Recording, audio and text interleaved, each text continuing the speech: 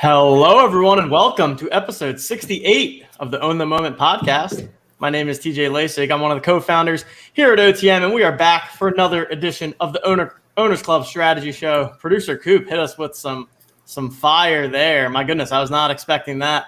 Love to see it. And with me, as always, first we've got Justin. Justin, how are we doing tonight? Gosh, that was nice. I like it, Coop. I know he was teasing us. He told us there was going to be some kind of new little music, give us a little juju. I love it. Fire as always, Coop. Well done. Well done. And of course, joining us every week for the strategy show, we've got Bach as well. Bach, how we doing? Man, it was an exciting first week of NFL. RIP Raheem Mostert, or Mostert, as Justin says. Yeah. Kind of tanked my DFS lineups. And the whole time I'm thinking, if only you would allow me to play TOC, I still would have had a smash San Francisco running back card. There it is. The perfect example right there. Injuries are not a thing here at the Owners Club. Raheem Mostert can go down, but you can still rack up those points from the rest of the San Francisco running back. So we're going to dive in tonight, do a recap of week one. Congratulations to the winners out there. Andy Reid off a bye. We'll see you at the live final. Big win there. Congrats, taking home the inaugural live final seat. So we'll see you in Miami. And then we're going to get into some week two strategy, talk through the top teams to target for the week. We will go ahead and build our quote-unquote optimal lineup, which ours last week was actually pretty horrible, like really actually bad. So we'll touch on that a little bit too, which just goes to show, man, any given week, anything can happen. And yeah, I think our lineup wouldn't have even cashed, right? It didn't even break 100 points. I think it ended up being something around like 98 change and such. And I don't know what cash was, but it was not close. 110-ish. Okay. So yeah, wasn't sniffing. Yeah. Tough scene. We can also talk about, maybe we start off with that. Talk a little bit about kind of the state of the Owners Club, talk about what's going on with the marketplace. Been spending some time in the Discord. You guys got to talk me off the ledge from all the angry Discord mobbers here, because I think having our own marketplace is actually pretty sweet. And people don't even realize how sweet it is. But made an announcement an hour ago that we're going to be launching our own marketplace here at TOC. People will be able to buy and sell the NFTs directly within our platform. And Justin, you want to give kind of your thoughts on why we're heading this direction so that the people can get a little bit more perspective? Yeah, so I've been in the Discord the past couple hours. I'm hitting a flight tomorrow, so spending a little wife time before the show. But I'm pumped. I'm ecstatic. And I think there's a lot of positives here. One is around, we've been hearing from a lot of the people, and as TJ kind of mentioned in previous shows, like there's a lot of people who have joined this, who have loved fantasy football, love football, whatever it is. And this is their first time getting a MetaMask, first time getting a wallet and all that. And OpenSea is just scary. It's cumbersome. It's not great. And people have been asking us, hey, when are we going to be able to get our, put a marketplace on here? I don't want to have to leave the site to go make my purchases. And I think that is a common talking point from a lot of the people who aren't the crypto native, are a bit newer to this space. And when I look at some of the other platforms out there that are really gaming centered, so you have that Top Shot, everything's on the site there. You have such liquidity because people who are interested in the actual moments, they want to be able to be on the site and make the purchase in sight. You look at So Rare from the soccer space, same thing. You go to So Rare because you want to play the game. When you're playing that game, you want to make your optimal lineup, you want to improve your lineup, so you buy at the marketplace within the game. It's the same thing with TOC. It is a natural evolution. I think it makes complete sense. Plus, we remove the OpenSea fee. We remove any dependence on OpenSea, and we're able to create whatever the smoothest UI is. I am ecstatic for it. And I guess correct me if I'm wrong, but I believe the naysayer would just be that if we're not on OpenSea, we're missing out on a market. But I don't really get that, because I think there's very few people who are just kind of searching around OpenSea, maybe come across our project and say, hey, I'm going to go spend $600 on this Kansas City picture, not understanding that there's this whole game and utility beyond it. So I think I'm ecstatic for it. I think the only reason I, thought, hey, maybe we should consider at the beginning of the season not doing it is because it was going to take a while, and OpenSea we thought was going to be a quicker, easier one to deliver the marketplace. But once we realized there were some initial kind of challenges and, hey, the marketplace was actually in play for on TOC sooner than we thought, ecstatic. I'm pumped. Obviously wanted to come as soon as possible, but I think this is a win-win for everyone in the market. Yeah. No, I mean, I'm certainly on the same page here. So yeah, that's the direction that we're heading. We will continue to provide updates as we get closer, and people are making up rumors that it's going to take months, like whatever. You can think that if you want. We will let you guys know when it is ready, and let's dive into the action here. So NFL Week 1 in the books. Bach, any kind of key takeaways that you had after the first week of games here? High level thoughts first, I guess. Yeah, I mean, kind of high level thoughts without getting into it, right? Like the lineup that we saw win the main event and the lineup we saw win the side hustle and kind of the top entries in the main event had to be pretty close to optimal. I think that's like the first high level thought. I think none of them were the optimal lineup, but they were all pretty close to optimal. So you got to hit on the right cards. That being said, when you actually look at how the scoring happened for the week, there were a ton of positions where the second or third or fourth best scoring cards were completely out of left field. Detroit quarterback, Detroit running back was, I think, the second or the third highest scoring running back card. And so you just have all of these positions. Yeah, Detroit running back was the second highest running back card. And by the way, Houston running back, who nobody would have thought could possibly win anything, was the third highest scoring running back. And they were all like 1 or 2 points off Cleveland. So I think, my overarching takeaway from this week is you got to have a pretty good lineup to win it.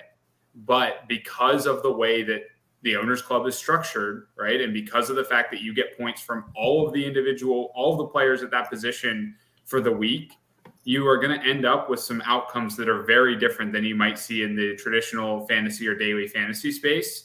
And people should be excited about that variability, because you might not think you have the best cards right now, but there's a ton that can happen every week and go right for you.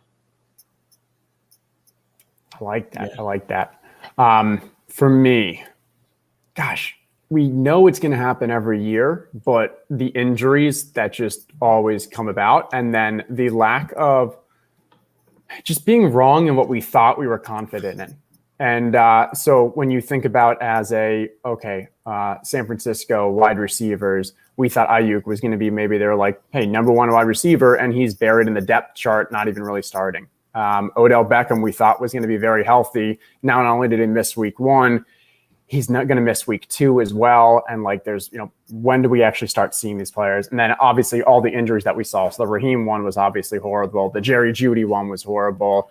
Michael Gallup got hurt as well. Like, gosh, the injuries, it just stinks. And this isn't a plug for TOC or anything. So obviously it's great that we don't have to worry about that. But I think that's just from me watching the games. It's going to happen. You just never really feel it. And then from a strategy wise, what I'll add is, want to give a nugget to the people who are watching, but I think one way where to be contrarian for the side hustle, where, hey, maybe you don't have the lowest cereals, so you're concerned that if you're going to play the Arizona QB, Arizona wide receivers, you're not going to have a chance at getting the first because someone else will. Using the QB and the opposing team wide receivers still has strong correlation, because if the opposing team's wide receivers are doing well, your quarterback is also going to be throwing a bunch, and the games that are shootouts are where both of those are going to do well. And I saw very, very few lineups in the side hustle that had that level of correlation from the QB and opposing wide receivers. I think that's something that there is an edge that people can enter in, and we are going to see that is going to win some tournaments in the future. And, maybe saying this is going to increase it by like a small percentage or whatever, but the stack of the same team, QB, same wide receiver is going to be prevalent. So if you're trying to avoid the tie and you want to beat those and not have to worry about the serials, maybe being a little contrarian and using your QB and opposing team wide receiver, if you have that for the week, I think that's going to be a strong play that we see rises in the leaderboards going forward. Yeah, great example right here. Deep Threat mentioned. Yeah, Tampa Bay QB, Dallas wide receiver. I think Brady did. So I think Brady maybe barely passed Dak for points, and like based off that example, like it makes sense that actually would have outscored the Dallas combo. Yeah, Brady was like 2.5 points more. Right. And that's big. That's when you're only having 2 cards, that's the difference. So. Yep. Yeah, definitely noticed that and the side hustle as well. Gonna continue to see those, I imagine. I didn't notice too many ties in the main event, which was kind of what we thought, right? We thought that people were kind of overestimating how frequently a tie would happen. It's just, especially when you throw like defense into play, it's just there's so much randomness. The chance of someone putting in 5 of the exact same cards is not that likely. And if there's going to be ties, week 1 was the kind of week there would have been more ties. Well, I guess give or take. So 2 different things here. One is when we saw the Dallas-Tampa game go off, those cards were highly used. So you see the teams that kind of finished at the top, they kind of went with the stack of including the wide receivers from Dallas-Tampa and or the QBs and such. So like it makes sense that there actually would have seen more ties because more people would have been like, hey, I'm locking that in. Now I only need to differentiate between 2 or 3 spots.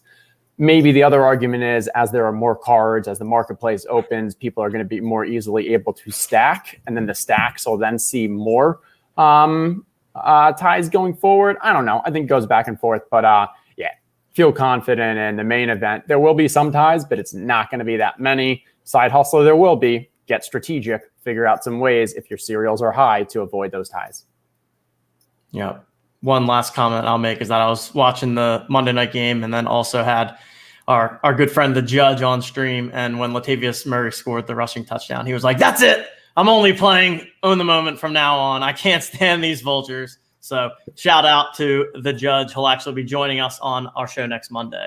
So loved hearing that. All righty, let's get into week 2 here. And Justin, I think that we've got some double payouts for this week. Is that correct? That is right. That is right. Due to our little snafus, you all benefit. So I think we're all happy with that. Let's see what we got. Okay.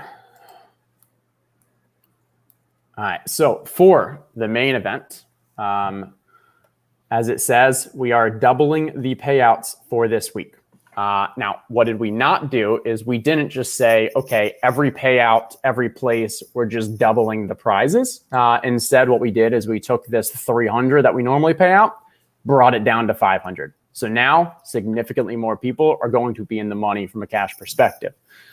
We then still only have one person who actually qualifies for the live final.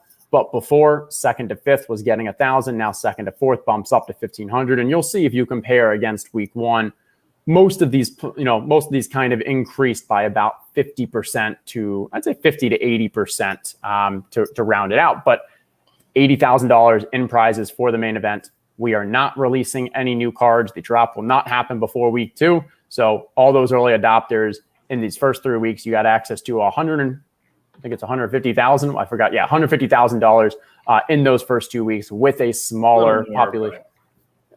I'm saying for prize pools, Yeah. But yeah, and the card drop, obviously. But so definitely prioritizing, hey, giving the, early adopters, you've been there from the beginning. We know we've had some hiccups. And so I definitely wanted to reward you guys. And so let's go to the side hustle here. Wait, really quickly before we do, just a question. Are all the places on the slide this week? I double checked. I didn't triple check. So if I'm wrong, this one's on me. I'm sure the community will tell us. It looks good. We got them all. Good. But yeah, I saw someone mention it. Like we very intentionally, I actually don't think we changed first prize at all. It's still the same as it is. It's already relatively top heavy as is with the live final seat. So we wanted to make sure that we spread out payments to more people. And then like Justin said, instead of only 300 people getting in the money, 500 will get there. So some good odds for people that are competing this weekend. Yeah, completely agree. And then when we take a look at the side hustle, we did a pretty similar thing. So before we normally pay out 100, now we're paying out 200. I think first jumped about 50%, and you can pretty similar across the board. Most things jumped around between that 50, maybe 75, 80% total. And then we added the extra 100 people. So there's going to be a lot of people getting prizes. There's going to be people making a little more than they would have made before. Doubling the prize pool is a lot of money. So I'm excited. These will be the largest payouts for the entire season up until the online final. So that's pretty cool for these contests.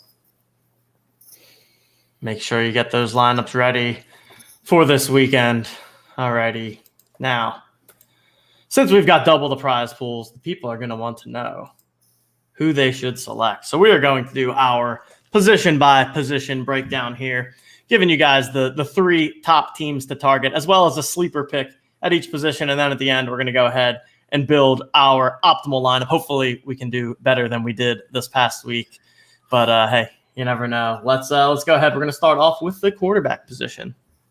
Yeah, and before we get in, just kind of setting the stage again. So I did see a couple of comments in the chat. The Thursday night game expected to be much less high scoring this week. I do think that is a super important thing, as Justin touched on. Like, so many positions from the lineup were locked in. So with the total and just like the quarterbacks playing on Thursday night, I think we're going to have a lot less to lock in there. There's going to be a ton of fun, especially once the marketplace is open and like projecting out that Thursday night and trying to get ahead of it. So, excited for that going forward. Losing Fitzmagic was one I forgot to mention, but that's sad. I mean, wanted to see what he could do for an entire season with legitimate kind of skilled players. A good team, good chance to get to the playoffs. So yeah, Heineke season. Yeah. So, as we're thinking about, and we're going to run through quarterbacks and wide receivers, I think kind of one after the other. Is that right, TJ? Which makes a lot of sense because they're generally going to be highly correlated, as you saw. Last week, the team that won the main event did not have them both. But again, like, you can't expect a Cowboys 48-point explosion every week. Right. And they knew what they were getting when they placed that. Like, Andy Reid off bye maybe wouldn't have gone with that lineup and would have gone with some other form of a stack or just some other combo if he didn't know there was guaranteed points. Who knows? Yeah. So, but we'll start with quarterback. So, kind of the top 3, and these aren't ranked in any particular order, but just the top 3 plays for the week right now. Kind of starting with one that you're going to see here pretty much every week, Kansas City. You're going to see it every week because Mahomes is, arguably, if not definitively, the best player in the game right now. But in addition to that, it's a high total game. I think as of my note taking, it was the 3rd highest total on the slate. Baltimore is on a short week and is just super banged up in the secondary. And Mahomes has weapons across the board at wide receiver and at tight end. And you saw, I think, the pass rate above expectations for Kansas City, which means how much more often than league average do they pass in given game situation, was like 10% more. So they're super pass heavy. They're going to throw the ball a ton. The second one I would be targeting is Seattle. Again, 6th highest total on the board. There's a lot of I think the first and second highest total teams are also projected to win by like 10 to 14 points. This is only the 6th highest total, but it's supposed to be a close game. And Tennessee just got absolutely torched, as we saw by people winning a bunch of money with Kyler Murray. Russ is basically the same player, a little bit less good on it with his legs, a little bit better with his arm as Kyler. I think that's a no-brainer play. And then 3rd, Arizona. Again, high total, competitive game. And Minnesota struggled last week to contain the Bengals wide receivers. And that was Joe Burrow's first game off injury. I think that Arizona is going to be in, again, a really like high popularity play. And then for a sleeper, and again, just to kind of talk about what we're going for here, we're going for a team that a lot of people wouldn't think. I'm not just going to list the 4th best team here and say that's a sleeper. This is a team a lot of people probably wouldn't be thinking of. But as I look at San Francisco this week, they're missing their starting running back. Now, they had great success last week without him, but Philadelphia has traditionally been a pass funnel team, meaning they're good against the run and bad against the pass. And people are unlikely to be on San Francisco this week because they got 2 QBs. There's a little bit of ambiguity in the situation. They just had such a good running week. But I think this is projected to be a competitive game with the Eagles. And I think that given that you get both Garoppolo and Trey Lance's points, there's a lot of upside here for San Francisco quarterbacks this week. Props to you for going with a true sleeper. I would not have gone San Francisco or even considered them, but I like the call. So well done there. Gosh, I'm too excited when San Francisco eventually does hand the reins to Trey Lance. That's going to be fantastic. Seattle, I think, is really interesting.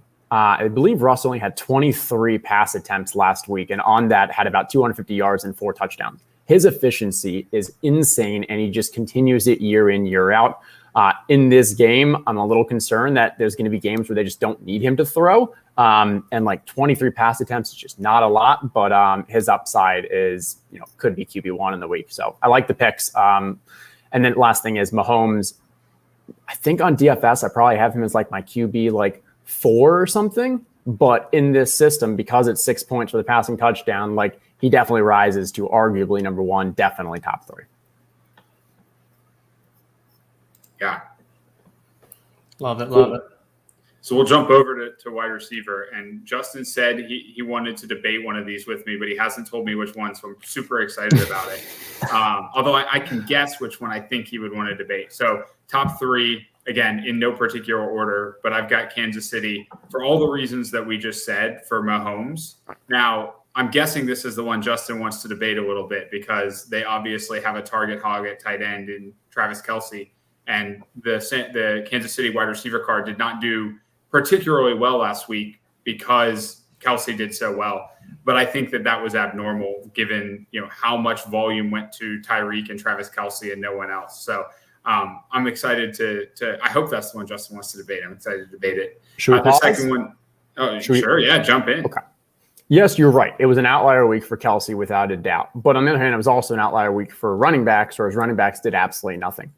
In a game where how much are they favorites by? You're the ones who has this. 4 points right now. Okay, that's not too bad. So we're expecting a bit of a game. But do you know how many targets his wide receivers not named Tyreek Hill got last week? Like 7, I think. Yeah, that's the exact number. No, 7, right. Yeah. And it's Pringle, it's Robinson, and maybe Hardman, I think, might have had 3. Cool. Like, it is the Tyreek show. Tyreek put up, I think, 190 yards and 11 receptions or something like that. I can check. I think it was 197 and 1 touchdown. Yeah, insane. He's not going to be able to continue to produce like that year in, game in, game out. They just don't have enough weapons in the wide receiver core, I think, to be in the cards for consistently in that kind of top 3 cards. I think Kelce, and I think we're going to eventually see more from the running game in a game they're actually ahead versus what they were behind for almost the entire Cleveland game. Yeah. So, yeah. I mean, it's hard to argue against, Kansas City, but I don't think the wide receiver card is as valuable as the QB and, of course, not the tight end. Yeah, agree on Kelce. I think that, that there's also a strong argument. I'm sure you're going to talk about the Kansas City tight end card here in a little bit. Baltimore got torched by Darren Waller last week. And while that's a really good reason to like Kelce, it's also a reason to think they might over-index on trying to defend the tight end a little bit better because they know what a threat Kelce is. So we'll jump into the last few quickly. Seattle, again, for all the reasons we just talked about, Russell Wilson. This one is competitive, is expected to be a little bit higher, a little bit of a less close game. It's a 5-point spread right now, but they just got 2 studs. They were good last week, and that was with Gerald Everett getting a touchdown at the tight end position. So I think there's a lot of upside to Seattle this week. And then the Los Angeles Lightning Bolts, as you see here, this is going to be a competitive game. It's the 5th highest total, and they're only favored by a little bit, 3.5 right now. So projected to be a competitive game. Dallas just got smashed by the Tampa Bay wide receivers. I think that there's a reasonable there's an expectation that will be the same. And Los Angeles' pass rate above expectation last week, again 10% above. They're throwing the ball in situations where lots of teams would run. That gives a lot of upside to their wide receivers, especially without a threat at tight end. And then again, sleeper kind of going off the board here, but I like the Miami to do better than people expect. It's a lower team total, but it projects to be a competitive game. And Buffalo basically just eliminated Pittsburgh's running game last week. Miami has less good running backs. And then, we get Will Fuller back this week after his the last game of his PED suspension. So I think Miami could do better than people expect here, and I'm excited about them as a sleeper pick. Yeah, I see you, Sergeant Stogie. I'm in agreement. I would have put Buffalo probably in there. I think I would take. I was going to ask. Yeah, noticeable no Buffalo in quarterbacks or wide receivers. So curious. Yeah, I mean they looked so bad last week, and some of that was a bit. Some of that was the Pittsburgh D played really well, especially getting pressure. But they did not play well last week. Miami's defense is good against the pass. like, I definitely think that, they're probably not number 10 on the list, but I don't think they're top 3. And I don't think you can qualify them as a sleeper. Yeah, no, I agree. And I think Pittsburgh's defense, I think their scheme is sneaky good. I think it was either Silver or Levitan made a point on one of the recent pods around how, week 17 last year, Steelers played all scrubs and they almost won the game just because of their defense scheme, and they give teams legit trouble. They outcoached Buffalo last week. I'm throwing that game away, and I'm still thinking Buffalo is going to be one of the top plays on a weekly basis from passing attack. All right. On to the running backs. Let's go to running backs. Okay. So starting off, once again, when I'm looking at running backs, I'm looking at a couple things. I'm looking at teams that are heavy favorites. I'm looking at teams ideally at home, but that plays into the favorites aspect, so a little less important. I'm looking for teams that score their points predominantly on the ground. They have more of the run-pass splits rather than the pass-run that we see from a team like Buffalo or such. Cleveland just absolutely checks every box. Projected to score a little more than 30 points, 12.5-point favorite. When you're playing Houston, I don't care what Houston did last week. Hey, props to Tyrod. That was fantastic. But Houston's not a team we should be scared of. Browns are just going to be able to run all over them. Again, we won't have Beckham. I think they're going to continue to use that run game. And they're a team that wants to run the ball. One of the best offensive lines in the league. You combine Nick Chubb and Kareem Hunt, and that's just an attack that for this game is a perfect combo. So that card, I think, is fantastic. Then we'll go with, we're getting a little risky here about Green Bay. They looked abysmal last week. Could not get anything going. All the Aaron Rodgers jokes about whether or not it's the new girlfriend or whether or not he's actually trying to poison the team or whether or not he's too busy playing trivia. I don't know. But this is a game where, let's see. Again, they are 11-point favorites, 30-point total. I think they're going to quote unquote establish the run here, get back to the basics. And when you can combine that Aaron Jones, maybe some AJ Dillon, maybe even some, Kylan. This is a team that I think, hey, they're going to try to get back on the right track, and they'll do it through the run game in this situation. Against Detroit too. And we saw Detroit is going to be a team that year in and year out over the past couple of years, you've been able to just run on them. And I don't think it's going to be any different this year. And then we're going to go to the Seahawks, which is interesting because now we have Seattle in all 3 of these cards. So we have QB, wide receiver, and running back. And I would not want to play them, if I had a lineup with all of them. So the question is, what's going to give? And I guess this is why I gave a little pushback when I was talking about, because I think this is a game where, I think in general, Seattle, after only throwing it 23 times last week against Indy, I think they're going to leverage that run game. And we've seen it with Chris Carson. It's really just one of those ones where you like the team, you like the game environment, and I expect them to put up some decent points on the ground. There wasn't, I would say that Cleveland one is just a class above on its own. And then the other ones were definitely kind of pretty tricky. Also, it is, I don't know if people are getting upset, but it is definitely Tyrod. But okay. Got that one right. It wouldn't be a week without Justin's pronunciation being wrong on someone. It is 100% Tyrod. And then from a sleeper, so this is a kind of an interesting one to call a sleeper because they are projected to score the most points in the slate. They are 12.5-point favorites. But also, if we take a look at what happened last week, they didn't do anything on the ground. Ronald Jones fumbled. Leonard Fournette, I guess he eventually started getting more targets, but didn't look great either. And I think he also had a fumble. And then Giovanni Bernard only basically played on the 2-minute drive.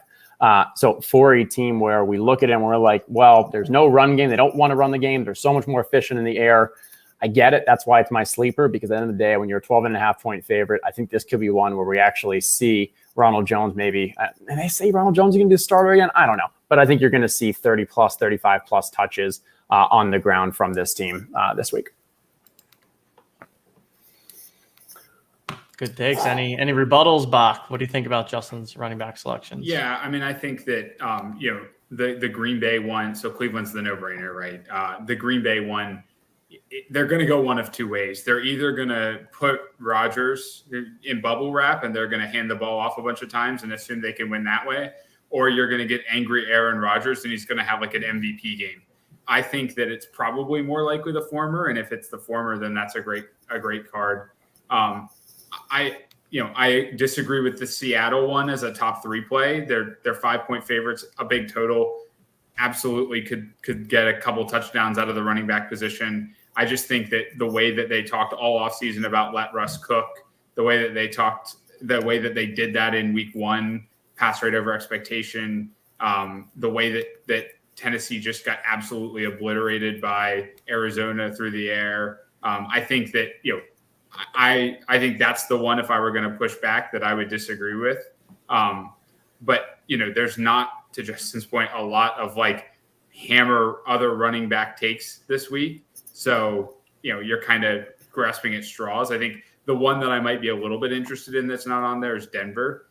Reasonably high total, big favorite, and Teddy's a game manager. But, it's also tough to imagine putting Melvin Gordon and Javonte Williams as a top 3. So, yeah, 4-point difference in projected points, which is substantial, but they definitely want to run a lot more, no question there. On to tight end. All right, let's do some tight ends. Yeah, I'm not even going to bother with Kansas City. They're, as long as he's healthy, they're going to be there. It's just an absolute smash play. Next, we have Tampa Bay. So here, obviously, Gronk had a huge game. I don't expect we're going to see this from Gronk the entire year. Tampa's looking for the playoffs. They're looking for another Super Bowl. Just like we saw, last year, it took him a little, started off a little slower, and they want to just, make sure he's protected. So I thought it was really interesting how they came out using him so much early on. The thing is, it doesn't matter. We know that tight ends are a part of their scheme. We know that they put up a ton of points, 32 projected here. So whether it is Gronk or whether you end up going with something with Cameron Brate or OJ Howard, who had one route, which is absolutely astonishing. We need to get more OJ Howard out there. But they're going to put up points. And so I think this is just you're making a bet on the offense and a team that utilizes their tight end position. So strong opportunity there. Then San Francisco, it's always the risk of how much are they actually going to pass. And I was watching Red Zone last Sunday, and I think I remember 2 or 3 big plays with George Kittle where it's 30 plus, 20, 30 plus yard plays downfield, just nobody can tackle him. But then you look at the box score and you're like, oh, I literally saw basically all of his catches. And so there's definitely risk here that if they get ahead, that they just run it, but without Raheem, maybe they throw a little more. I don't know. I think this is going to be a frustrating team throughout the season, just because everything's going to be spread so much. Here, you're just hoping that it's going to be frustrating, I think, for the tight end position, because everything's being spread out either through their many wide receivers or through their many running backs.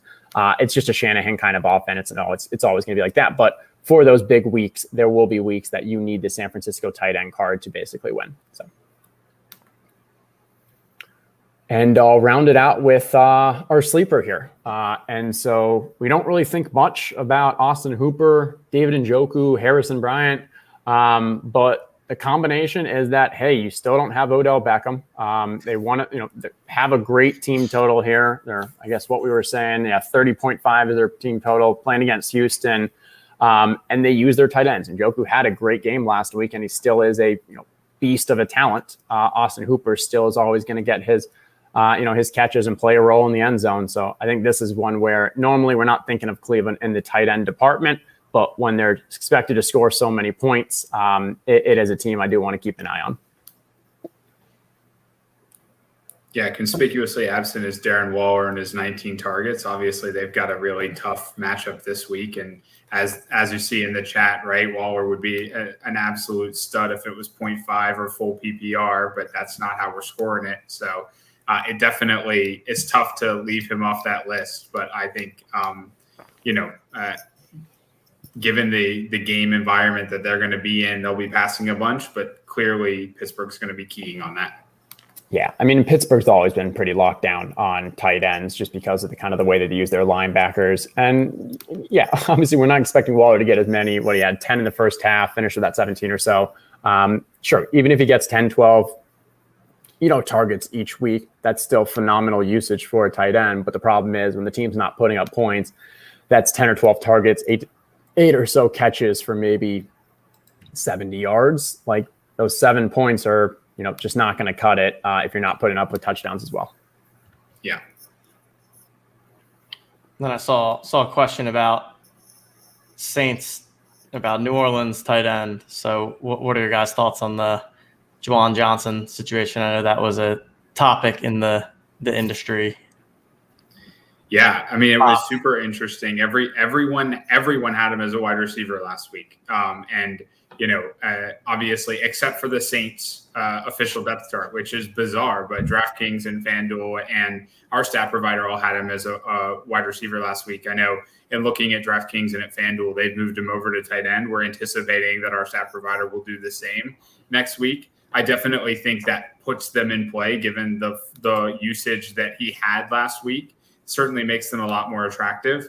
That being said, I'm looking at his line right now. He had 3 targets and 3 catches for 21 yards. He's going to be a focus in the red zone, but he's also not going to catch 2 TDs every week. So I do think that there's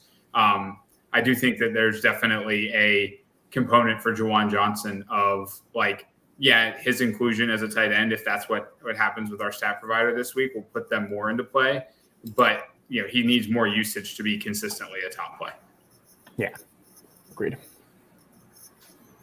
Good deal. Yeah, I like all the plays here. Any final comments as we wrap up this section on any of the positions? Anything noticeably that we think we want to touch on that we didn't? Looks like the Seattle team is a pretty popular choice across the board, huh? Yeah, it helps with that team total. Yeah, that the game environment just makes it feel like it's going to be a shootout. I mean, you just got 2 offenses. We know Tennessee can kind of put up some points as well, and just Tennessee's defense just isn't anything that's slowing anything down. All righty. I think that will do it for this section here. All right, so now it is time for us to build our optimal lineup. Now, we did not have graphics last week, but do we want to touch briefly on the lineup that we put together and how it scored? I'm trying to remember what we had. I know we had Kansas City quarterback, Buffalo wide receivers, Tennessee running back, Kansas City tight end, and then Los Angeles defense. And we scored less than 100 points. So, we have all the cards, and we can't even cash. All the jokers. So this is what we'll be doing every week. As if we had 5 jokers, what would the optimal lineup that we could build be based on the picks that we've seen? And we're going to run through that super quickly here. So at quarterback, not surprisingly, it's going to be Kansas City quarterback. It's probably going to be Kansas City quarterback a lot of different weeks, depending on how the matchups go. I think it's just, clear that it's the exact same team that we saw last year, that we've seen the last couple of years. High-powered offense. Fantastic wide receiver in Tyreek Hill, obviously best tight end in the game in Travis Kelce. So Patrick Mahomes and the Kansas City quarterback going to be a staple in the optimal lineup, and we're rolling with that again this week. Wide receiver. So a little bit of a debate here among the Kansas City wide receivers, but what we're going to go with is Seattle wide receiver. So we saw them all over the board in terms of the top picks this week. Super high team total, fast-paced game environment. You got DK Metcalf. You got Tyler Lockett. Going to have Russell Wilson slinging it a bunch there. So I think wide receiver, Seattle's the best one. Although, I think wide receiver is always going to be the toughest one, right? There's probably always at least 4 or 5 every single week that you could argue for the top one. What if you guys could pick one, would you have gone with Seattle as well, or are there others you prefer more? Seattle for me.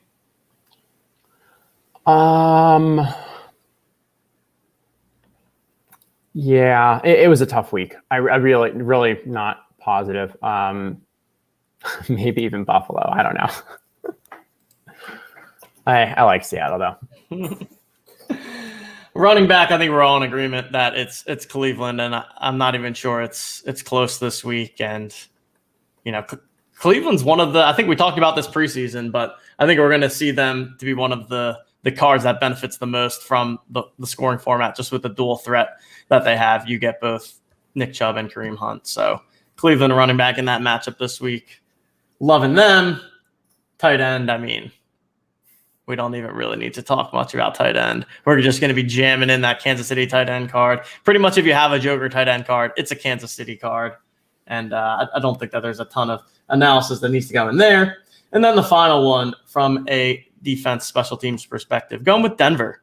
So Denver, they have Jacksonville this week, big favorites, I think 6-point favorites, one of the kind of lower scoring games, and just expect, really strong defense going up against a rookie quarterback. Would not be surprised to see a number of sacks, maybe some strip sack fumbles, maybe some interceptions. What are you thinking on the defensive front this week, Bach? Yeah, I mean, I think Denver is a great play, exactly why you said. For those same reasons, I also think New England's a great play. Like Bill Belichick against a rookie quarterback is just, it's just every coach's either dream or nightmare, depending upon which side of the field they're coaching on. So I think, I think you could go with New England. I think you can go with Denver. Either one of those is a game environment that you're going to want to be targeting. Yeah, and I'll throw in, one unique aspect with our scoring is that there are strong bonuses for if you can get a shutout. And, it's hard to really predict a shutout, but like TJ, from a DFS perspective, we're almost more like we're okay with shootouts because you get more opportunities to get sacks and turnovers and such. But with this scoring, if you end up getting the defense that gets a shutout, that's 15 points. Like, that's huge when we're talking about, hey, your goal is to finish at the top of these kind of, GPP style tournaments. So any team like Denver picking that Jacksonville, knowing that Jacksonville just might be the worst team this year. I mean, they could be worse than actually Houston. And so we'll see. But yeah, Jets, I don't know. What are the bottom three? Bottom three is probably Jacksonville, Jets, and Houston. Yeah, I mean, I think it's Houston and New York for sure, and probably Jacksonville. They have enough. They have enough talent on – Jacksonville has enough talent on offense that if Trevor Lawrence is good, they can be dangerous. I think a team like Detroit is probably a bit of a bit softer there because Goff is such a known commodity at this point. Yeah.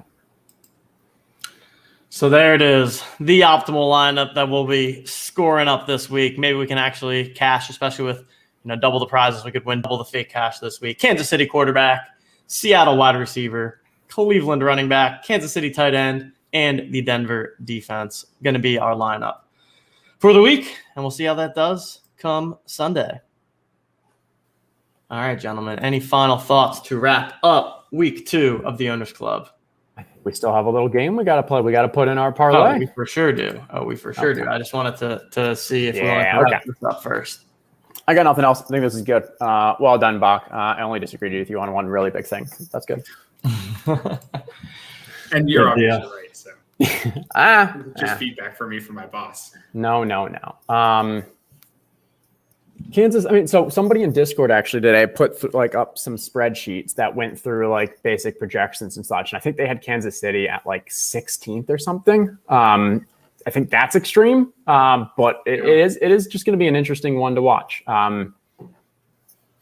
They might be fighting uphill a little bit too often, given what Kelsey takes.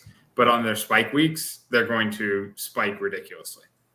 Yeah, I agree. If Hardman or someone, if they can get a number 2 that I think starts shining, and just for that team to be successful, Hardman needs to really step up into that number 2 spot, or Pringle and Robinson aren't going to do it. So it just turns into the 1-2. I don't know. If Kelsey gets hurt, that's going to be a very interesting play. Yeah. All righty. Let's move into our final segment of the night here. We've got our friends over at Prize Picks. So you guys, if you have not already, definitely go ahead, check them out at prizepicks.com. You can make a deposit with promo code OTM. You'll get a 100% deposit bonus up to $100. And really, Prize Picks, just the simplest form of daily fantasy sports. It's you against the projection. You can go in there, select over-unders for various things, pass yards, rushing yards, touchdowns, fantasy points, tons of different options there. Stack all of them up, pick anywhere between 2 and 5 players in essentially a parlay, and then see how things go. So what we do every night on this show is look at the Thursday night game and put together a couple picks. And we got an ugly game to look at here for Thursday night. A little bit different than last week. Last week, we were pretty much playing a game script where it was going to be a shootout. It was going to be high scoring. How do you guys see this one going tomorrow night? Let's take a look here. 43 over under. Looks like Washington is 3 point. Oh no, it's down to 41 over under now. Washington has 3 point favorites. Yeah, not a lot here, but obviously I'm sure we're going to see in the over unders that they're going to be light numbers. Yeah. And I don't know let's see. Can you go to wide receivers real quick or receiving yards? Is this person on the screen going to be playing this weekend, TJ? I don't know if you can see the screen, but it says Josh Gordon. Oh my goodness. Comeback season. Coop didn't even plant this. For the last, how many years has it been? My goodness. It's always, Josh Gordon's going to be back and he's going to be the greatest. And Josh Gordon this and up. Scrap your rankings because Josh Gordon's back and Josh Gordon is the best wide receiver in the league. And then he never plays more than like 3 games. And we're going to talk about him and we're going to talk about him. Now he's back. What did that tweet that we saw say? Take number 6? 6? I don't know if that was an exaggeration, but it was a funny tweet by Barstool, I guess, either way. But like, come on. He's fighting Josh his Gordon. demons. We're still doing the Josh Gordon thing? He's fighting his demons. I applaud him for continuing to give it an effort. Obviously, it is very difficult for what he's going through. I understand your point, though. Like, he literally hasn't done much on the field since his rookie season, and that's where it definitely gets a little crazy. Like, even when we saw, I think it was maybe about 6 games or so out of him, whether it was 2 years ago, I think it was for Seattle, he was still like a number 3, number 4 wide receiver. I hope that he's able to, make it and be successful and kind of stay in the league, but he's not going to be that relevant. But we know that it kind of. I think what bugs TJ the most is that when people kind of pick him up off waivers in a fantasy league and then go, "Hey TJ, you want Josh Gordon? You want him? Yeah, you want him? I got him. He's going to be really good." It's just like, when will it end? I mean, it's literally been years and years and years. And yeah, he's definitely super talented when he gets out there, or at least he was a couple of years ago when he'd get out there. But come on, Josh Gordon. Don't give me the Josh Gordon thing. All right. So for this game, Josh Gordon in cash or all right. Yeah. So what are we even thinking here? Are we just going to be hammering unders or what do you think? What do we think happened in this game? The lines are all so low. Give me a game script, Bachman. I think Washington is just going to try to pound the run with Antonio Gibson. I think he's going to have 1 million carries. Let's go to rushing yards. Yeah, or even carry. I don't know if they have carries. No, it doesn't look like they have carries. They have receptions. Yeah, I mean, but also New York knows that's what he's going to do. I don't know if he's going to be successful, but I think that's the game script. I think Washington thinks we win this game by taking the ball out of Taylor Heineke's hand. We win the ball. We win this game by milking the clock, running it, and our defense is going to get stops. And if we win a 12-6 game, that's fine. So I think that's the game script I'm anticipating. Okay, so by that game script, I think that Daniel Jones passing yard total was very low. 231. Yeah, that's very low. Do we go with an over Daniel Jones there and then an over Antonio Gibson rushing? I like that. I'm all about the overs. TJ just wants to root That's the for smart things. play. Yeah, I just want good things to happen, All right, and then we got to throw in a receiving yard thing for New York Giants as an over. Yeah. Do we have to? I mean, I love Terry. If we're going Jones really over, doesn't really fit. No. For the record, I just love Terry. Yeah. Terry is like tangent, but Terry's like the guy where whenever you're building a DFS tournament lineup and you've got one random spot left open that isn't correlated to your lineup, you're like, let me just throw Terry in there because you never really want to correlate Terry in any Washington football team game, but you just want to play him. Anyways, he's always my go-to one-off GPP tournament ad. It's okay. Bachman's a fan of him too. You know what school he went to? Oh, I know what school he went to. Of course you do. I'm sure TJ has some nightmares about those games. Yeah, I mean, I still got to face him in the NFC East here as an Eagles fan. But Scary Terry, he's just that guy that can just go off on any given play, and I love him. Anyways, not relevant for the prop we're building. Can you scroll down? I'm trying to see what other options do we have for the Giants. A Kadarius Toney who had 2 targets on 5 snaps. No, that's it. That's it. It'd be at the top. I think we might just have these 3. That's fine. I think Darius Slayton had some strong usage last week. I'm going to go do some box score hunting real quick.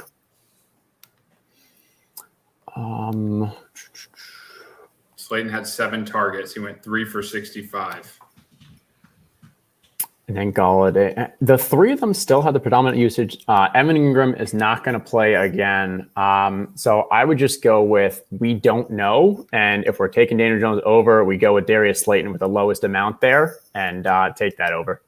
And just hope for the best. Yeah, we're also only going to be betting overs on this show. Yeah, apparently. We got to think of a game. Pick a game script that is conducive to overs and go overs. Pretty much. And logic wise, there should be a 3 unders or like an under basis that we should do as well. But Saquon Barkley rushing yards, what is his? Just for I'm sure it's like 40. That feels it's going to be higher than that. It's not actually 40. TJ, probably no. You got to go to rushing yards. It's got to be like 65, is my guess. 65 feels high. You're killing us, Tej. Go to rushing yards. Everyone hammered in there. Sorry, I was talking to Coop. What are we looking for? I couldn't find him. I tried to control up. He's questionable for the game, but most likely going to play. But makes sense. I just think if Gibson's 68.5, I could see Saquon being something like around 60. I'm good with those 3. There it is. Chat, what do you guys think? I've been on full screen, so I haven't been seeing. But Daniel Jones passing yards, Antonio Gibson rushing yards, Darius Slayton receiving yards, all overs here at the Owners Club. Come jam them in there and, just watch it. A high-scoring game between the Giants and the football team tomorrow night. Yeah, I like people in chat are like, are you going to give away a joker? We literally don't have a joker. We don't have access to any of these cards. If we release a card, it's completely random. We can't just give away a joker. Also, if we had a joker, I don't even know, how could we get a joker? We'd have to probably buy it off the secondary market and then do some kind of giveaway. But that's the only way you get a joker. Yeah, we don't just have jokers. I don't even have any cards. I think TJ might have 2 from testing. I have cards. I should send you some just so that you could see what it's like. I entered the contest this weekend just with 1 card in each, so that I knew that I wouldn't possibly cash, but then I was at least in the tournament, so I could test it and stuff. Could be in the streets. Make sure things are working. Yep. Okay. Cool. Come tell us with those. With that, I'll probably be in the Discord tomorrow night. I'm trying to think what I'm going to be doing. Cheering on in the Prize Picks Lounge. So good deal. And we will have another survey, or not. Survey is not the right word for it. Yeah, I can talk about it. What's the word for it? Go for it. It's a contest. Because we're going to be announcing our giveaways. So our giveaways for this week. Not all of them, maybe not all of them. We still got to figure out if we're going to do some last minute ones, but the big ones for tomorrow night's game, we are going to be doing another kind of contest. So last week was a full prop style contest. This one's a little different. It's a little more like a fantasy style prop contest. But we will be releasing it, and there's going to be about 10 or so questions where you have to choose which wide receiver, which tight end, which running back are going to score the most points. And so it is actually individuals. I know we've trained you all that we don't use people's names and we don't have individual players, but for this contest, we are using individual players. Give you a little kind of a fantasy, old school football flavor to it. And the prizes, so the top 5. So last week, what did we do? We sent we sent a dad and his son to a Detroit Lions game. We sent a jersey, a Tua, not going to try to pronounce his last name, Tagovailoa, jersey to a fan down in South Florida. And then we had the swag bags. We had the DFS. His DFS lineup had Sam Darnold in it, so it was not successful, but that's okay. This week, we want to make your game watching, your weekend football watching experience as enjoyable as possible. So what we're doing is we're going to be paying your bar tab, or maybe your restaurant tab, or maybe you don't want to go out and you want to order in, so your to-go order, your delivery. But the top 5 finishers in tomorrow night's contest, we will cover whatever that bar tab, restaurant tab, delivery tab is up to $100, and make your weekend a little more enjoyable. There we go. So check that out in the Discord. That'll be coming out before tomorrow night's game. Tomorrow, we will also have the week 2 contests going live in the lobby, so you'll be able to start entering those, and we'll continue to keep you guys posted on marketplace updates and any of that. In the meantime, you can check out the buy, sell, trade channels in Discord. I think we've gotten like 99% positive feedback there. I think there was one person that was a bit of a bad actor, but we were able to resolve that situation. And just make sure you have, be careful, trade at your own risk, and make sure that you're making a deal with someone that has a reputation. But there's a lot of people in there that are getting to know each other through these trades, and definitely check it out. And there are people in there that will help you out, make sure that you're in a good spot and not doing anything too risky. Yeah, shout out to Joe Candy and some of the others that are in there that have been not only making a ton of trades, but also keeping like a spreadsheet of who has made successful trades. It's kind of like a almost like a Yelp system, like a social capital reputation system where people can see that you've done successful trades in the past. The most risky ones are if you are trading with someone who does not have the blue, because that means they do not own any cards. They are new to the ecosystem. They may be on a fake account. If they're not blue and they're making you send them money or packs or cards first, these are all red flags. Be smart. It is not something that we are going to get in the middle of going forward. It is just too difficult, and there's legal and security implications that we just can't get involved with. So, but there's a lot of great people out there. Just be smart. Great. Well, thanks everyone for joining us tonight. We got Jake heading out to a steak place. Awesome offer. Well, Jake, all you got to do is be top 5. How many entries do we have last week, Justin? Well, 2 things there. One, just make sure it's somewhere like Outback or like, because it's only $100. So don't go too crazy, Jake. But if it's more, then we'll give you at least $100 for it. There were a ton of entries last week, but also last week we opened it up to everyone because it was Thursday. People were still getting their cards. This time it is only going to be available to people who have the blue. So you need the blue. You need to own cards. You need to actually be a part of the club. We're obviously want to reward those people. So that is what you in order to win one of the 5 prizes, top 5, you got to be blue. Go blue. Go blue. Dude, no. Go Ohio State. But everyone should validate and will call. Get that owner's club roll. Validate and will call, and we'll see you guys in the Discord. So thanks everyone for joining us. We'll go ahead and call it for tonight. So on behalf of Justin, on behalf of Bach, and on behalf of producer Coop behind the scenes, I'm TJ Lasig. We'll see you guys next time.